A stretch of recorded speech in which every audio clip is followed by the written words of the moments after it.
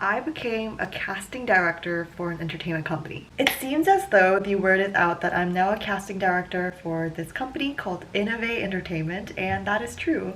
So Innovate is actually not a K-pop entertainment company.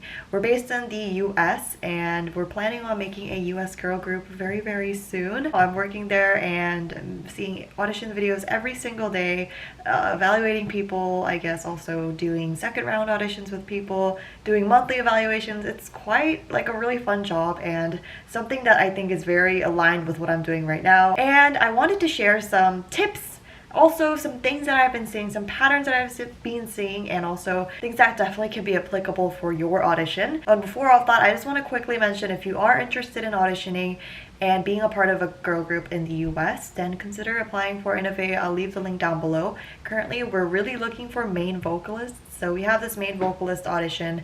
I'll leave the Google form link down below as well. Everything's on our Instagram, but I think we're doing it until June 30th, so you've got about a month to prepare for it. So send in your best main vocal like videos, or even recommend some people if you think they're suitable for it. All right, let's just begin with the tips. So the first category that we have are photos.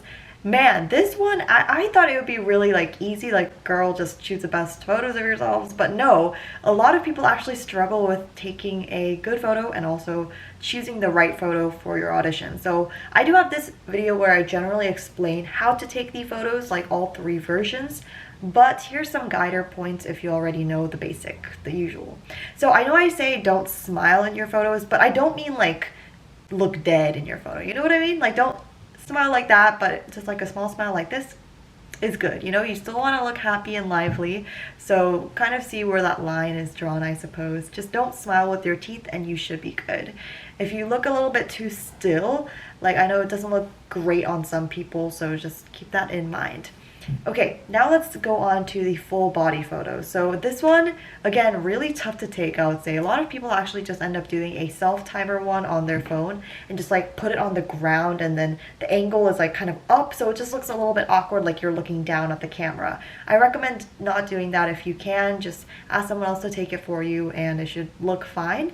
And if you're just kind of like standing there awkwardly, it's definitely going to look a little bit odd and awkward and almost robot-like. So if you want, I would recommend that you experiment with different poses. Obviously not extreme poses like this, but here, let me show up and show you. I hope you don't mind my pajama pants. Something like this instead of like this, you know what I mean? Just don't do like a this.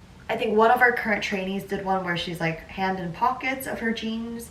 That one's kind of cute too. Just experiment with what looks less awkward and what's more flattering on your body type. I really want to emphasize the angle thing again, because just don't angle your phone so down, so low. It's just gonna look a little bit awkward. And also make sure you're making yourself look tall. There is an angle where you can kind of look tall if your phone is a little bit more down like this rather than like this. So let the person know, like whoever's taking your photo, know of that. And that is pretty much it for the photos. I mean, I just want to mention, like, all of the trainees that we have currently, the photos that they sent in, they look so much better, like in video and in other photos as well. Like after looking at their Instagram, there's so many better photos of them, but they decided to choose the ones that aren't as like appealing. If you're a trainee watching this, girl, I'm sorry, I'm just gonna say it. I'm pretty sure there's only like one trainee out of all of the ones that we have where they chose actually good photos, but I just want to mention that. Okay, now let's talk about the song choices. Here, I've also seen quite a few mistakes about the song choices that they make for both vocal and dance, honestly. So when you're deciding what kind of song you should even practice or submit for the audition, you're probably gonna have like a roster of a couple of songs that you have prepared, right? Well, I recommend just like finalizing all of them, like making sure you have the best clips for each of the song choices. And then afterwards, ask someone, like someone that isn't you, like which one sounds the best or which one looks the best in the case of a dance video, and then have them choose. Because sometimes when you are doing all this by yourself, you don't know what looks best on you or what sounds best on you. So I think that's the reason why a lot of people don't choose the best song choices, because they've been doing that one song for so long, they don't even know what it sounds like at that point when you're done to like actually submit the audition video. So have multiple ready and then ask people around. Now for vocals specifically, something that I realized, Disney songs sound great on certain people. If you have a very mystical, soft voice, and especially if you're a girl, I think Disney songs would work really great. And I guess more in general, if you don't have a Disney-like song, just really choose a song where I guess even the acoustics sound really, really good, like the live version of it. Even without instrumental, the song itself is great, the melody is amazing. Make sure you have the song because I guess when you're auditioning, you're not going to have the instrumentals backing you up. So you want to choose a song where purely just the melody of it can save your vocals. And as you're practicing, of course, you want to practice without the instrumentals because you're not going to want to rely on them later on because that's going to be bad, okay? For dance specifically, at no point should you be out of frame. I've seen a bunch of dance videos where people like go closer to the camera at certain points of the choreography just because that's how it is in the original choreography, which makes sense. However, it doesn't look too great. And because you're like more closer to the camera, you can't see your legs or even the top of your head. So that's definitely not a good thing. Make sure when there is a part like that, you just kind of scooch a little bit forward, not too much.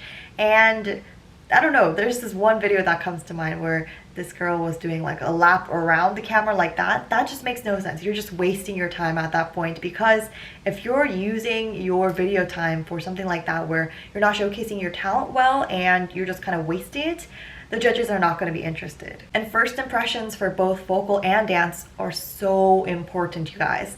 The first 5 seconds can really dictate whether the judges like you or not, and I've seen that for myself. Even if I don't like the first 5 seconds, I'm probably not going to be as interested as a really good video in the first 5 seconds, and I'm going to pay less attention to it. Okay, so another thing about videos is your star quality is so important. I've emphasized this all the time, right? Like stage presence, you need to have it, right?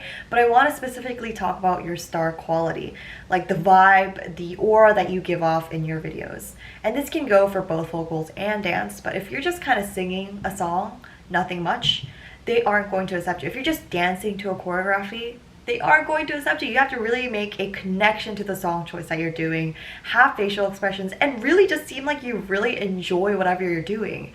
And this can go for a very emotional, sad song too. If you're really putting your emotions into the song, it shows that you really care about this. You know what I mean? And if it's like a happier song, even better. You're just smiling and it just shows, right? There's a difference between just singing and like performing, you know, same thing with dance, just dancing and then like performing a dance. So now let's talk about the second round, because you have to prepare that as well, right? So some questions that you might like want to prepare for. So the first one is, why do you want to become an idol? And the funny thing is, we've actually rejected a potential applicant, or a potential trainee that is, from actually getting into the company because their answer just wasn't good enough. They didn't seem very passionate about what their answer was. It was very typical, like, oh, I've loved singing, I think is what she said, like, I've done it for so long, since I was born, and I just really want to perform. Like, that was the gist of it, right? But like everyone else is saying that same answer, and while it wasn't necessarily the reason why we didn't pick her, like the only sole reason, because it was also due to other aspects too, like she was lacking a bit in dance and other things. However, her answer honestly could have changed how we viewed her audition. If she was very passionate about what she was saying and what she said was very genuine and unique, there could have been a chance that, you know, she would be a trainee by now. So the next question is, who's your inspiration? And firstly, never pick a group that has backlash about them. If they have talent backlash, that is. If you're choosing a group like LE SSERAFIM, I hate to say it, if you're choosing a group like LE SSERAFIM and saying, oh, I really like their vocals, you know, probably not the most safe option out there. And I'm actually going to say some like safe options that I've been hearing very often, and that is ATEEZ, obviously, 17, XG. Those are good choices, but I'm not saying you have to choose one from those, because I don't want you to lie about that. That's just embarrassing. Just choose whatever your genuinely like favorite group is. And if they're like a smaller group, let's say, or they're less well known, then make sure you also provide an explanation as to why you look up to them, why they're your inspiration. So let me give you an example of what I would say and what my genuine favorite group is. So firstly, For vocals, I would say it's Red Velvet, obviously. They're my ultimate favorite group, K-pop group, and I really look up to them because their live performances and their vocals are always astounding to me, and even the stacked harmonies in their songs are great. And I really look forward to every song that they release because I know they're going to do really great in the chorus where all of their harmonies are stacked and they're all singing together. That's just something that I really prioritize in songs, and nothing can replace good vocals. For good performances, I would probably say Luna because they have very intricate choreographies, and seeing all 12 of them together on stage and really just working well with one another is super impressive to me. And also for performances, I would say PB. She's a solo artist, but she really knows how to connect with the audience, and she really shares her lyrics well in her performances. Even if she's not doing like some crazy choreography, she's always connecting with the stage and really has that star quality. So that's what my very long answer would be. I'll probably make it a little bit shorter, but really elaborate why, because that's really important. It really showcases where your priorities are as a performer, really. And the very last thing that I wanted to talk about is social media. Now, if you are like submitting your Instagram or TikTok to these companies and the companies are actually interested in you, just know they or we are going to be looking at every single small thing on your social media, and we'll find everything. So be careful about what you post. That's a very obvious statement, but sometimes people aren't careful about it. And also like know that they can see your tagged posts, know that they can see the comments on your post, things like that. Just be aware and mindful of it.